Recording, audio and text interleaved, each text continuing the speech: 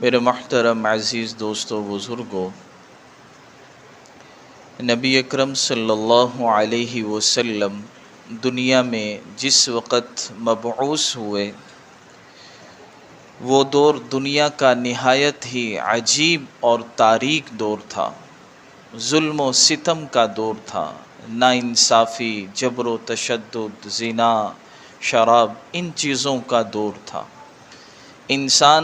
انسان کے دشمن بن کر زندگی گزار رہے تھے، تھوڑی تھوڑی باتوں پر لڑائی ہوتی، سال ہا سال چلا کرتی تھی، اور لوگ اپنی بچیوں کو زندہ درگور کیا کرتے تھے۔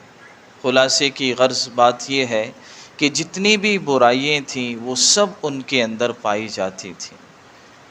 اللہ تعالیٰ نے ان حالات میں ہمارے پیارے پیغمبر صلی اللہ علیہ وسلم کو دنیا کے اندر مبعوث فرمایا، اور آپ علیہ السلام نے آ کر انسانوں کو انسانیت سکھائی، بتایا کہ زندگی کیا ہوتی ہے۔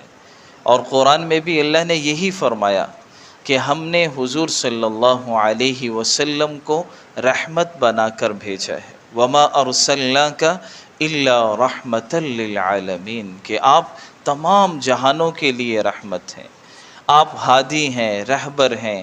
اب کامیابی اسی کو ملے گی جو آپ کی اطاعت کرے گا، آپ کے طریقوں کو اپنائے گا، وہ انسان کامیاب ہوگا۔ تو اللہ نے حضور صلی اللہ علیہ وسلم کو دنیا کے اندر مبعوث فرمایا مبعوث فرمانے کے بعد کہ یہ حضور صلی اللہ علیہ وسلم تمہارے لیے بہترین نمونہ ہے۔ لقد کان لکم فی رسول اللہ اسوۃ حسنہ، کہ حضور صلی اللہ علیہ وسلم کی زندگی تمہارے لیے بہترین نمونہ ہے۔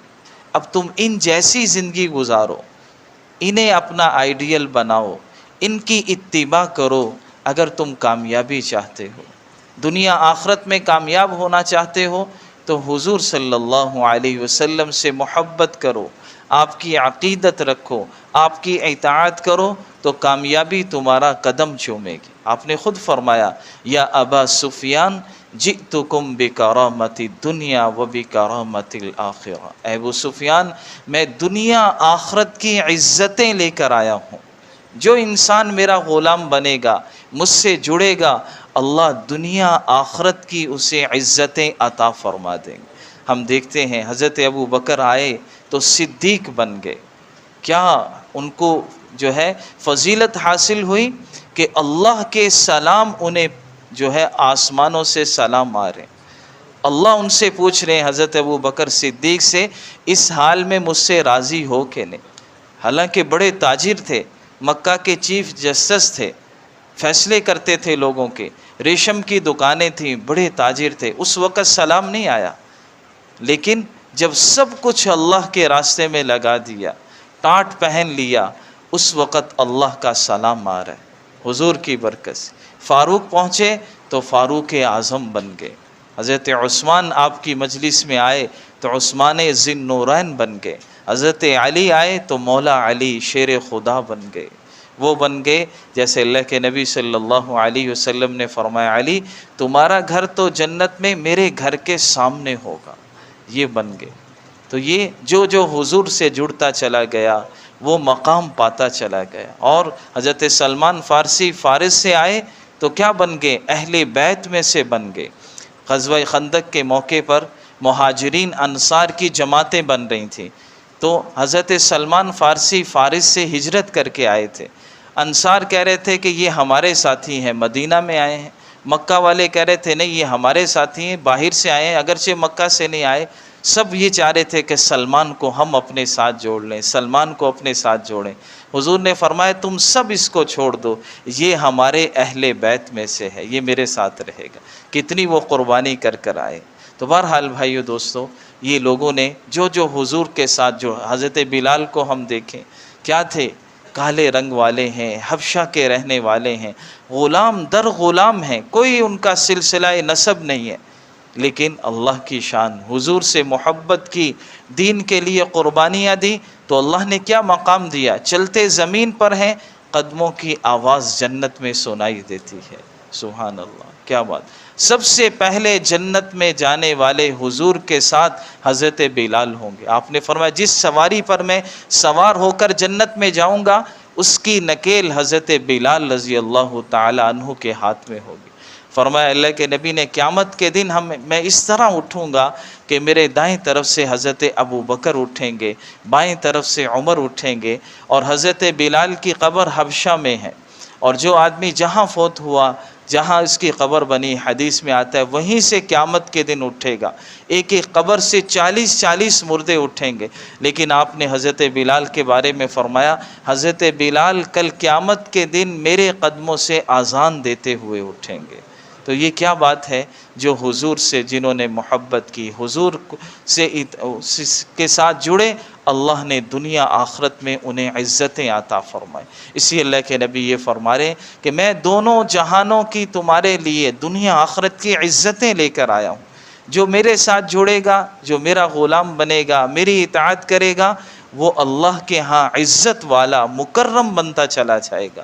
قرآن میں بھی اللہ نے دیکھو، قرآن میں بڑی خوبصورت بات بیان فرمائی، فرمایا کل ان کنتم تحبون اللہ، اے لوگو اگر تم مجھ سے محبت کرتے ہو، اللہ فرما رہے ہیں اگر تم مجھے اپنا رب مانتے ہو، اپنا خالق مانتے ہو، اپنا مالک مانتے ہو، اپنا رازق مانتے ہو، تو میں تمہیں یہ حکم دے رہا ہوں فاتبعونی، اس میرے نبی بھیجے ہوئے حبیب کی تم اتباع کر لو۔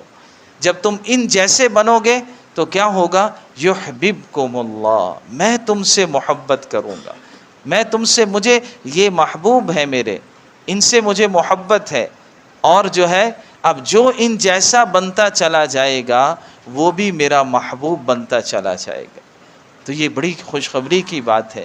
تو بھائیو دوستو، ہمارا بہت بڑا اعزاز ہے، ہماری خوش قسمتی ہے کہ اللہ نے ہمیں حضور صلی اللہ علیہ وسلم کا امتی بنایا ہے، کہ ہمارا بہت حدیث میں ہے یہ کہ ہماری بڑی خوش قسمتی ہے، بڑے اعزاز کی بات ہے کہ ہم حضور کے امتی ہیں۔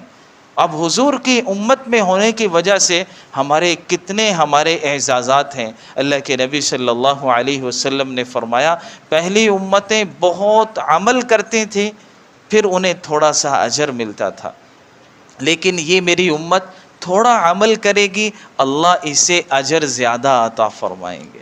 جیسے ہم دیکھتے ہیں لیلۃ القدر، جب آپ نے واقعہ سنایا لوگوں کو کہ جو ہے ایک بنی اسرائیل میں شخص تھا، اس نے 500 سال اللہ کے راستے میں جہاد کیا، 500 سال عبادت کی، اتنے سال کی آپ نے جو ہے ان لوگوں کو بتائی، تو صحابہ بھی حضور بھی پریشان ہوئے کہ ہماری عمریں تو بہت تھوڑی ہیں، 100 سال آپ نے فرمایا، میری امت کے اکثر لوگوں کی عمر اگر اوسط نکالیں 60 سے 70 کے درمیان، آپ نے فرمایا میرے اکثر لوگوں امت کی عمر یہ ہوگی، اعمار امتی من 70 الی 60، یہ آپ نے فرمایا۔ تو صحابہ پریشان ہوئے، قرآن کی اللہ نے آیت نازل فرما دی کہ ان لوگوں نے تو اتنے عمل کیے پھر ان کو ہم نے اجر دیا، آپ کی امت صرف ایک رات عبادت کر لے ان سے زیادہ ہم انہیں اجر عطا فرما دیں گے۔ لیلۃ القدر خیر من 1000 شہر، کہ لیلۃ القدر 1000 مہینوں سے بہتر رات ہے۔ ہم نماز ایک پڑھتے ہیں لیکن اللہ ہمیں 50 نمازوں کا ثواب عطا فرماتے۔ اس امت کے ساتھ اللہ نے قرآن میں کیا فرمایا، من جاء بالحسنہ فلہ 10 امثالھا، جو شخص بھی ایک نیکی لے کر آئے گا، فرمایا اس ایک نیکی پر ہم 10 نیکیوں کا ثواب عطا فرمائیں۔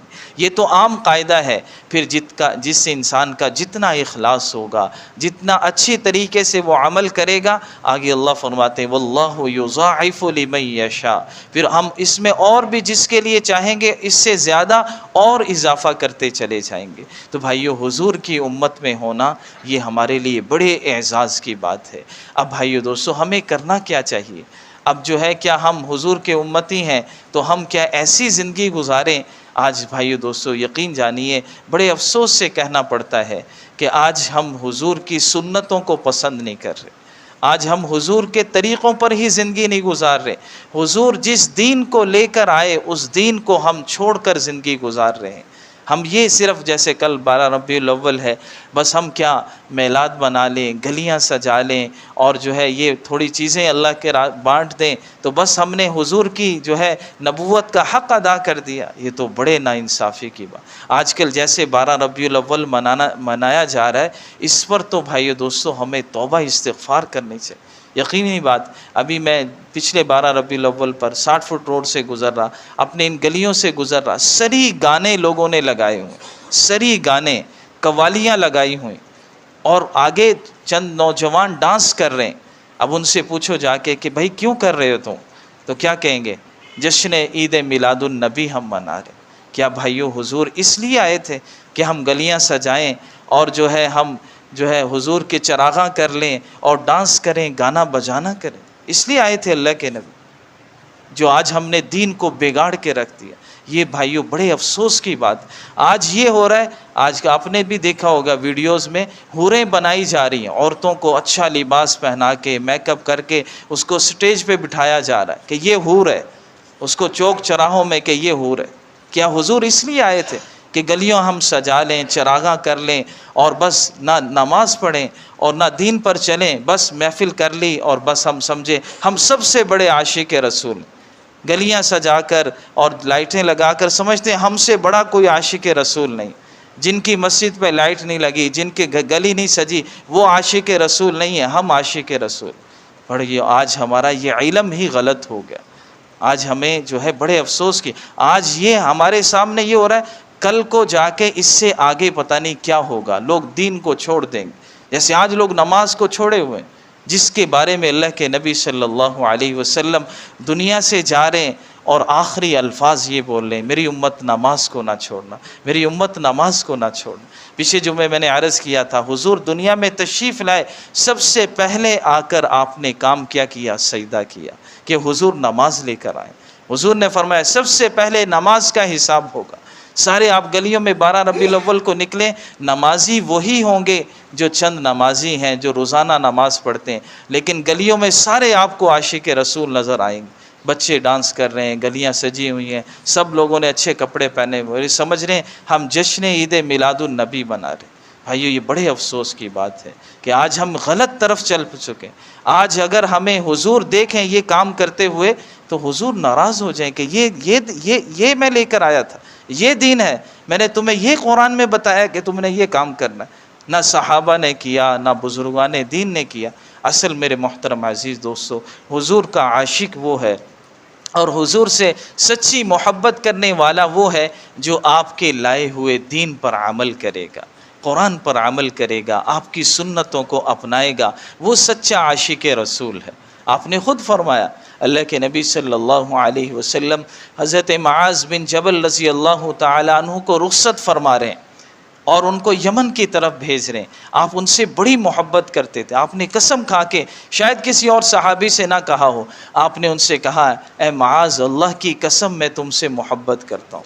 آپ نے خود فرمایا ان سے اتنی محبت تھی، لیکن اللہ کے دین کے لیے آپ نے ان کو بھیج دیا، روانہ کیا، اور آخری بات بھی انہیں بتا دی. فرمایا معاذ ایک بات تمہیں بتاتا ہوں کہ شاید تمہاری میری دوبارہ ملاقات نہ ہو سکے، شاید تمہارا گزر اب میری قبر سے ہی ہو. مجھے جو ہے دنیا سے، آپ کو پتہ چل گیا تھا، قرآن کی آیات میں آپ کو اشارے مل گئے تھے کہ آپ نے دنیا سے رخصت ہونا ہے. تو آپ نے جب یہ بات فرمائی، حضرت معاذ رضی اللہ تعالیٰ عنہ کے آنسو نکل گئے، بہت رونا انہوں نے شروع کیا. انہوں نے فرمایا، آپ نے فرمایا معاذ پریشان نہ ہو، جہاں میں بھیج رہا ہوں چلے جاؤ. ان اول الناس بی یوم القیامت المتقون من کانوا وحیث کانوا. فرمایا معاذ پریشان نہ ہو، یہ جدائی عارضی ہے. فرمایا قیامت کے دن سب سے زیادہ میرے قریب وہی ہوں گے، چاہے جہاں بھی وہ رہے ہوں اور جس بھی قبیلے کے ہوں. کون لوگ؟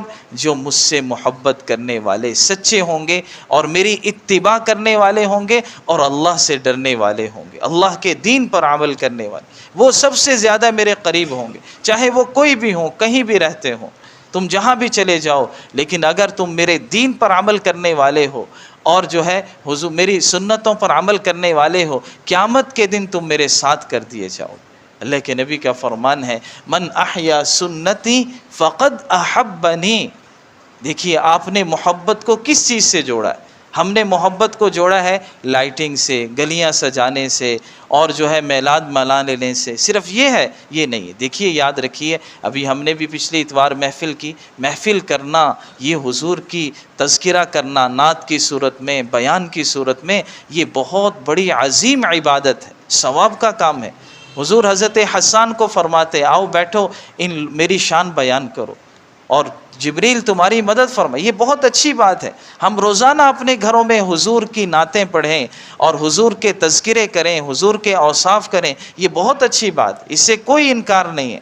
لیکن بھائیو دوستو، آج جس طرح ہم نے یہ بنا لیا کہ ہم نماز نہیں پڑھ رہے، بس محفل منا رہے، اور ایسے لوگوں کو نعتوں کے لیے بلا رہے ہیں جن کی داڑھی نہیں، وہ تو اپنے پیسوں کے لیے آ رہے ہیں، انہوں نے تو صرف یہ بنا لیا کہ ہمیں پیسے مل جائیں، ایسے اور ایسی نعتیں، ایسی قوالیاں جن کے پیچھے ساز چل رہا ہے، اور جن کے پیچھے جو ہے بانسری بج رہی ہے، جو ہے ساز چل رہا ہے، وہ تو جائز ہی نہیں ہے نعت سننا۔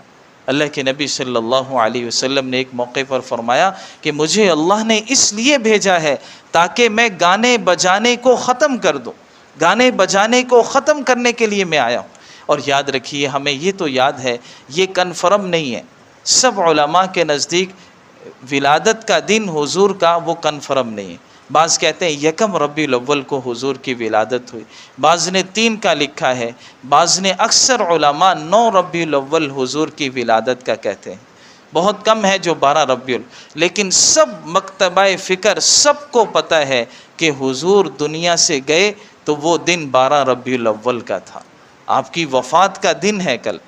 یہ ہمارے ذہن میں نہیں ہے، بس ولادت ہے کہ حضور کا دنیا سے جانا وہ 12 ربیع الاول۔ آج بھائیو دوستو، ہم دیکھتے ہیں عیسائیوں کے پاس کوئی کتاب نہیں ہے، یہود کے پاس کوئی اپنی کتاب نہیں، جو کتابیں تھیں سب ان کی تبدیل ہو گئی، ان سے کسی سے پوچھ لیں، کوئی ان کے پاس دین نہیں، ان کا ختم ہو گیا۔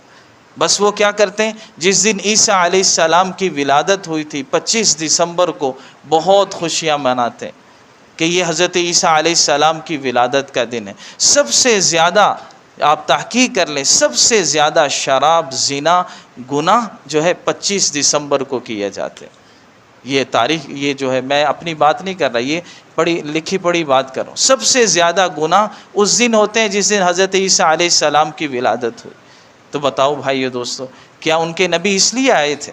جیسے وہ اس کام پہ لگ گئے، آج غیر ہمیں بھی اسی کام پہ لگانا چاہ رہا ہے کہ بس 12 ربیع الاول کو خوشی منا لو اور دین کو چھوڑ دو، نماز کو چھوڑ دو، قرآن کو چھوڑ دو، حضور کی سنتوں کو چھوڑ دو، بس یہی دین رہ گیا۔ جیسے انہوں نے سمجھ لیا بس یہی دین ہے کہ ہم 25 دسمبر کو خوشی منا لیں، ان کی سالگرہ منا لیں، بس ہمارا کام ہو۔ آج ہمیں بھی کافی لوگ اسی طرف لے جانا چاہ رہے ہیں، لیکن اللہ کے نبی کا فرمان کیا ہے؟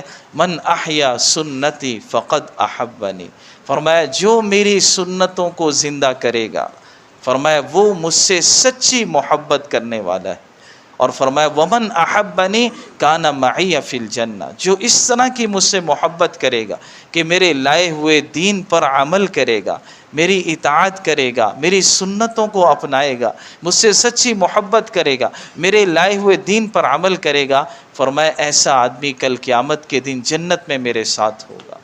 حدیث میں آتا ہے بعض لوگ ایسے ہوں گے کہ جو کل قیامت کے دن جب حضور صلی اللہ علیہ وسلم اپنے ہاتھوں سے حوض کوثر پلائیں گے، بعض ایسے لوگ ہوں گے جو حضور کے دین پر عمل کریں گے، حضور سے سچی محبت کریں گے، ان کو اپنے ہاتھوں سے حوض کوثر کا پانی پلائیں، بعضوں کو حضرت ابو بکر، عمر وغیرہ صحابہ پلائیں گے، بعضوں کو فرشتے پلائیں گے، بعض خود پی لیں گے، جیسا درجہ ہوگا ویسے اسے حوض کوثر پر حاضری نصیب ہوگی۔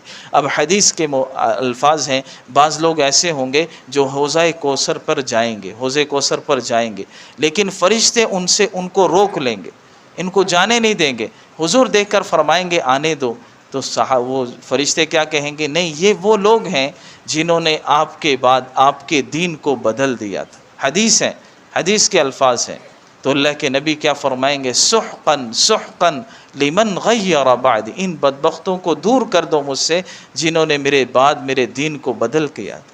آج ہم بھی وہی کر رہے ہیں کہ ہم نے حضور کا جو لایا ہوا دین تھا اس کو چھوڑ کر کسی اور طرف چل پڑے ہیں، ہم دیکھیں قرآن میں کیا ہے، حدیث میں کیا ہے، صحابہ کی سیرت پڑھیں، صحابہ نے کیا کیا، حضور نے اپنی زندگی میں کیا کیا، اس طرح ہم کریں تو پھر ہم کامیاب ہو سکتے، ورنہ ہم کہیں ایسا نہ ہو بدعات میں چلے جائیں، دوسروں کے راستوں پر چلے جائیں اور جو دین نہیں تھا اس کو ہم کرنے لگ پڑیں۔ شیطان یہی کہتا ہے کہ لوگوں سے میں گناہ کرواتا ہوں لیکن یہ استغفار کرتے ہیں، ان کے سارے گناہ معاف ہو جاتے ہیں۔ تو پھر شیطان نے کہا اب میں ان سے ایسے گناہ کرواؤں گا جو ہوں گے گناہ لیکن یہ نیکی سمجھ کے اس کو کریں گے۔ بتاؤ کوئی آدمی جو ہے اللہ معاف فرمائے کسی نیکی کو، برائی کو نیکی سمجھ کے کرے گا تو وہ اس پر توبہ استغفار تو نہیں کرے، وہ تو یہ سمجھے گا میں نیک کام۔ آج یہی ہو رہا ہمارے ساتھ، برائی کو ہم نیکی سمجھ کے کر رہے ہیں، اس کی توبہ کی بھی توفیق نہیں ملے گی۔ تو اس لیے بھائیو دوستو، حضور دنیا میں اس لیے آئے، قرآن میں اللہ نے بیان فرمایا وَمَا أَرْسَلْنَا مِن رَّسُولٍ إِلَّا لِيُطَاعَ بِإِذْنِ اللَّهِ، کہ جتنے بھی ہم نے رسول بھیجے سب رسولوں کو بھیجنے کا یہی مقصد تھا کہ ان کی اطاعت کی جائے، ان کی بات کو مانا جائے، ان کے آنے پر خوشی نہیں بلکہ ان کی زندگی کو اپنایا جائے۔ حضور کا آنا باعث برکت ہے، رحمت ہے، سارے عالم کے لیے آپ رحمت بن کر آئے، سارے جو ہے جہان کو آپ نے اپنی روشنیوں سے منور کیا، یہ بات بالکل سچ ہے۔ لیکن حضور کس مقصد کے لیے آئے تھے اس مقصد کو بھی ہم اپنائیں۔ حضور دین لے کر آئے ہیں، کتاب لے کر آئے ہیں، اس دین کے لیے آپ نے بڑی قربانیاں دی ہیں، تو ہم حضور جس مقصد کے لیے آئے ہیں اس مقصد آمد رسول کو پہچانیں اور اس پر عمل کریں تاکہ ہم کامیاب ہو جائیں۔ اللہ تعالی ہم سب کو حضور سے سچی محبت اور اتباع کرنے کی توفیق